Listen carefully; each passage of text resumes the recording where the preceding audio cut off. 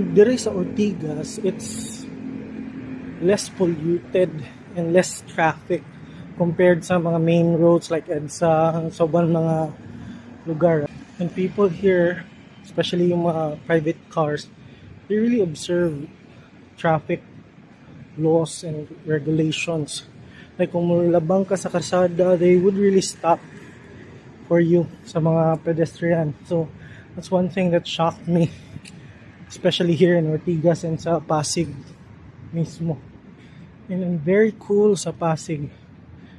Patong Christmas, everyone got Christmas baskets even if you're not di ka butante dire.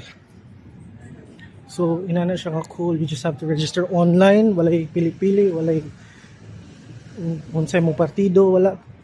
You get it. And even katong pag pandemic, I think they receive 5K, 10K each, even if